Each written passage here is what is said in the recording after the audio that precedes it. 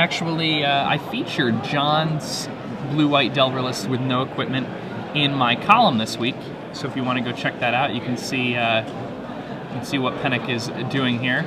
All right, so end of turn, he's going to throw Thought Scour down on himself, revealing a Gut Shot and one of the best cards in this matchup, which is a Geist. We have a Delver, though. Not too bad.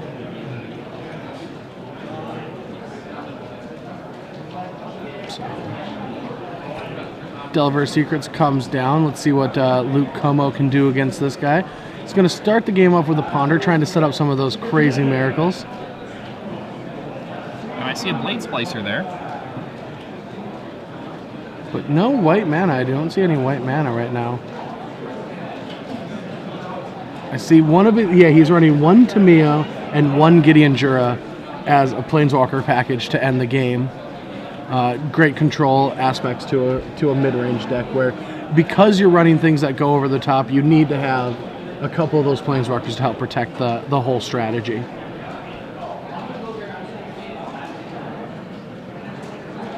Oh, excuse me, they're Glacial Fortress. He already had his white. Delver crashing in here. Did not get to switch into the Insectile portion.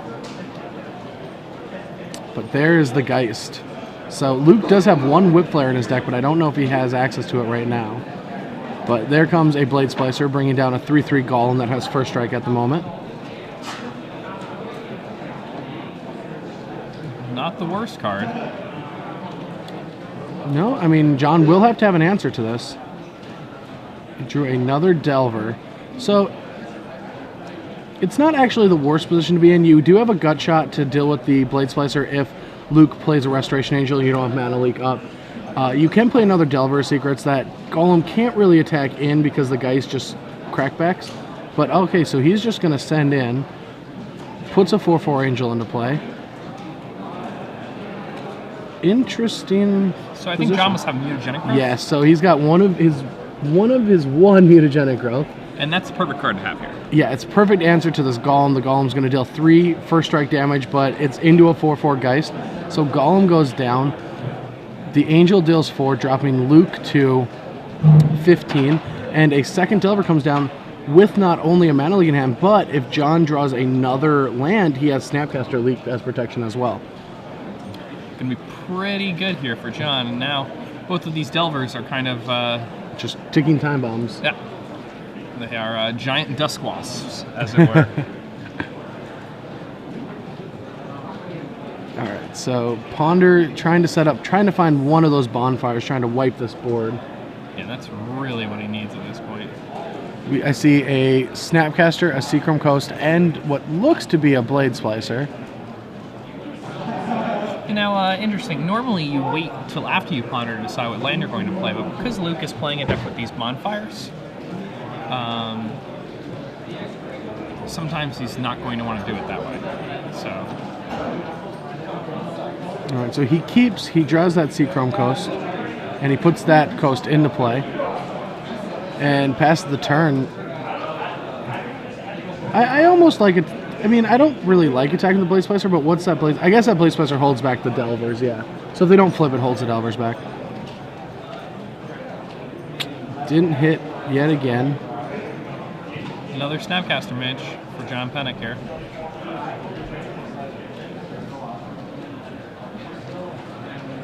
Yeah, so just going to Gut Shot this Blade Splicer out of the way. Moving John to 16 with all Phyrexian Mana Pay. And he's going to attack for a whole 8 damage. This is real bad. So Luke plays a Snapcaster Mage without being a target. It's just an Ambush Viper right now. But John is now under a tough spot. So he can either Snapcast or Gut Shot it and not have any answer to a bonfire or a removal spell. And if you see your opponent have this mana base, you need to expect that there's a bonfire sitting in there. Yeah, so John probably not too happy with himself having used that Gut Shot on the Blade Splicer. Just to get in 2 extra damage. Mm-hmm.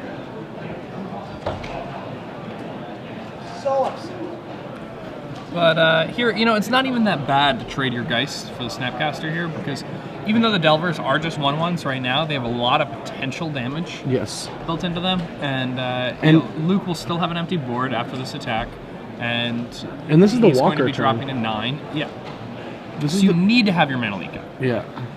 Ooh, all right. We're, again, no guts, no glory, but you can see it in John's posture that he's like, well, this might be a mistake. I feel like I am below 50% to be happy about this play. This is Luke's opportunity to take advantage of a tapped out Delver player. With only a Snapcaster and a Mana Leak, you can easily take control of this game if you can wrath this board. If this board gets taken care of. Well, you need that one of Whip Flare.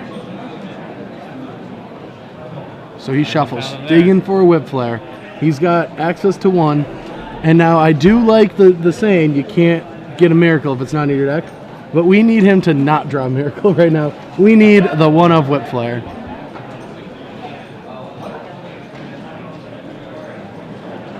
That's Phantasmal Image. Yeah. Image can take care of this Geist, but there's still the potential of 4 guaranteed damage, let alone maybe 8, and just finish off the game if we flip a spell, an instant or sorcery off John's top of deck. This game is over.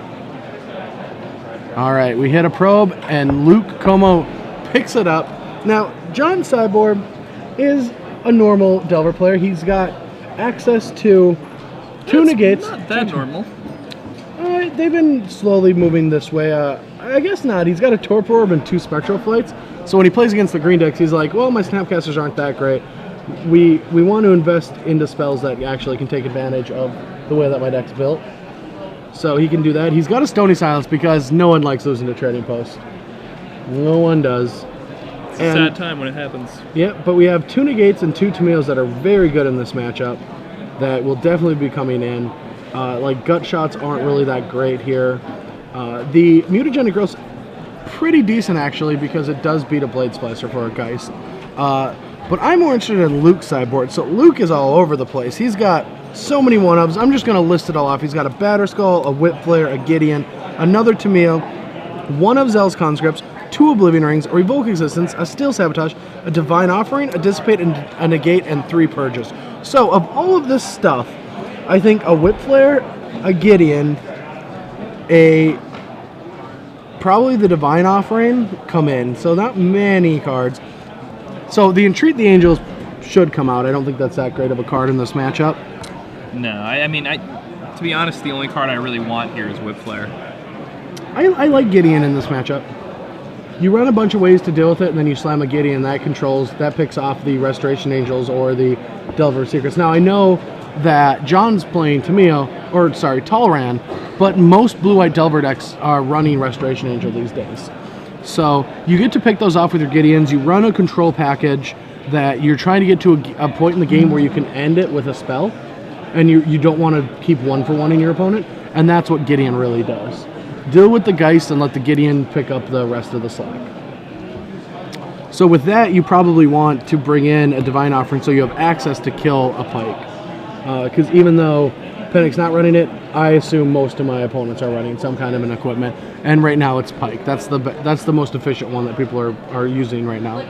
Yeah, now something that's interesting is John, in online tournaments last week, he had 2 Sword of War and Peace in his sideboard. Interesting. And those have been replaced with Spectral Flights this week. So maybe John was, post-board, he would play against people and they had Divine Offering a sword that he had brought in for the matchup, and he was like, oh, that's kind of obnoxious. But what if I just Spectral Flight the Snapcaster Mage against their green deck? What are they going to do? Well, the most important thing that Spectral Flight does right now is it gives wings to your creature when your opponent's trying to Thragtusk Cavern you. They're like, well, I'm going to use these Thragtusks to beat your Geist, and you're like, whatever, I'll just give them wings. We'll pop a Red Bull and fly right over your Geist, or right over your Thragtusk. Yep. You might gain 5 life, but I'm going to deal you 8 next turn, and now you're in the same position with 3 less life. I'm going to attack you for 8, and I have Mana Leak open because it costs 2, yeah. So we're getting ready for game 2 here. Luke's going to be able to be on the play because he is in a rough matchup as well as down a game. That is 1 fantastic beard, by the way. That's 2 fantastic beards, by the way. Yeah, I mean, there are a lot of beards on the right side of the screen right now. There's John over there on the beardless side of the table. All right, they both keep. Sulfur Falls comes down for Luke. Does John have... I see a Ponder, but does he have the Delver of Secrets? Looks like he has a Gitaxian Probe, so that may happen before anything else. All right. Probe is going to reveal Luke's hand of... Ooh, wow. Desolate Lighthouse, a Plains, a Snapcaster Mage, a Restoration Angel, Bonfire, Gutshot. So Luke definitely wants his opponent to have quite a few Snapcaster / Delvers.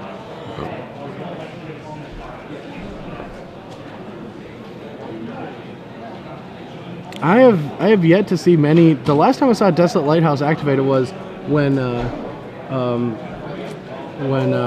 what was who beat me again in the finals of Minneapolis? Christian Calcano. Yeah, Yes, Calcano yes. beat me with Lighthouse. Well, he had it in his deck. He beat a top 4 opponent with a miracle. Lighthouse is on his opponent's turn, flips a Bonfire. I'm like, I have no chance of beating this guy. But Yeah, when you're doing that, too good to be true. So, Panic gonna go ahead and Ponder. and he keeps. That's never good when the Delver deck keeps after they probe you. Yeah. Yes, this mix Oh of wow. cards beats This you. is a stumble though. But he knows that his opponent just has kind of a do-nothing hand. He does want to put some pressure on him before he just starts. If they play draw go, like that Desolate Lighthouse can just take over the game. It's gonna take a while for that to happen, though. John's deck is, Ray's hand is just full of spells at this point. There's a Geist of St. Traft. That's going to make Luke either need a miracle or 2 more lands to use that Bonfire. But he Well, no, did he draw has the Whip Whip Flare. Alright, so Whip Flare comes down. No Mutagenic Growth. But Luke is short mana, so this is a good opportunity for John to try to take advantage of this. John's really gonna want to press this advantage while he has it. Snapcaster would be perfect. Get a Ponder off. Oh yeah, I see a Gutshot in John's hand. I don't like that keep. I guess you can never be... I mean, you should be pretty confident that he doesn't have... Ooh. That's a big one. If that doesn't die this turn, Luke is in a world of hurt. Mana Leaks are going to make 2/2s and counter any spell. So he's going to Gutshot, Snapcaster, Gutshot.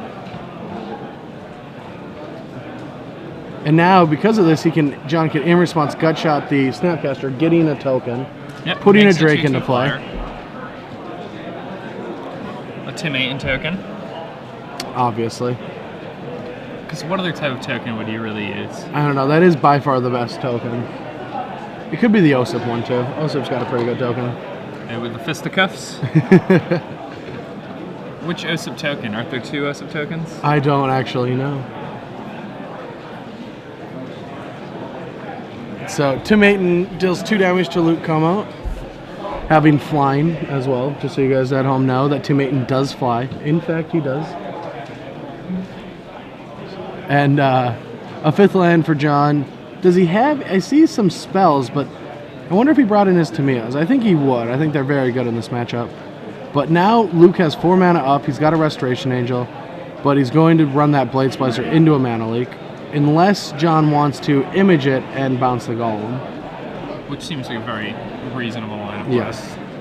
So he's going to Vapor Snake that Golem, dropping Luke to 13.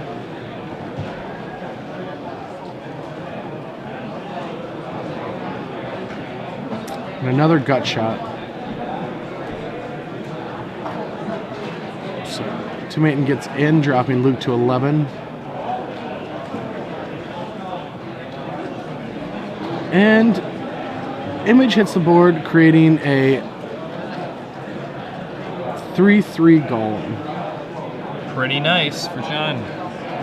So now what this does is even if Luke plays that Bonfire for X=2, John can let it resolve and still have a board presence.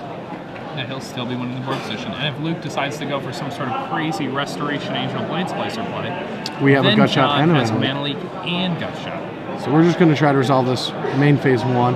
I still think it's a Mana Leak just because it's in the way. Yeah.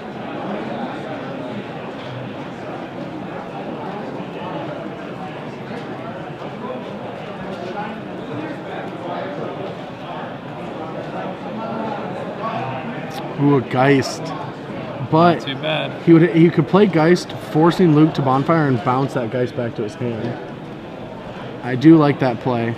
He does want to, you know, keep the pressure on, so just attacking with every creature in play seems like the best move.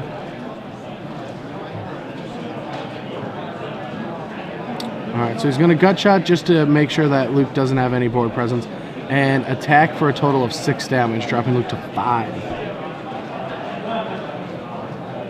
So he does say go. That's interesting.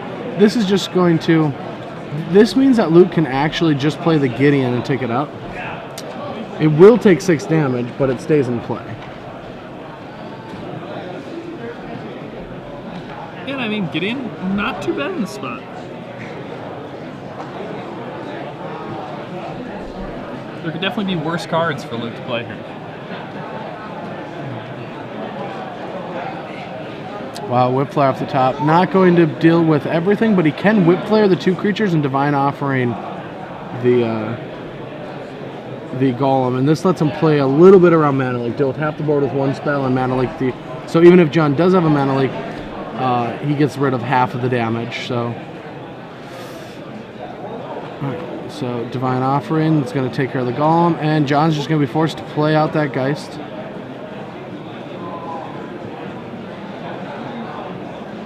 Wants to apply the pressure that he needs to win this game. Luke is down to a Bonfire and a Gideon. Both very good cards, but because John has a Vapor Snake in his hand, that's not going to allow Luke to kill that Geist the way he wants to. He's going to need more answers, like a Phantasmal Image. So he plays Image.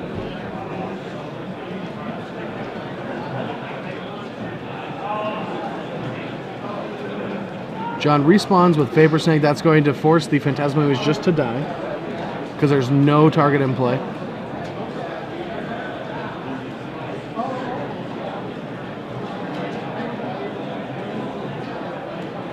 Geist comes back down. And what did John draw? I'm curious about this one. Bonfire off the top. Ooh. More bonfires. Good one. I don't like that line. I think I would have just dealt the extra 2 damage. There's no other play that Luke can make. He's not playing around anything.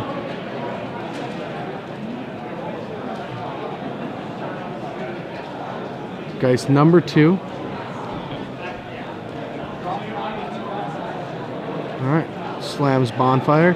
Mutagenic Growth, and the game is over. Wow, that was a top deck. John Pennick able to take that one down. Yeah, wow. 2-0. John Pennick's blue-white Delver deck doing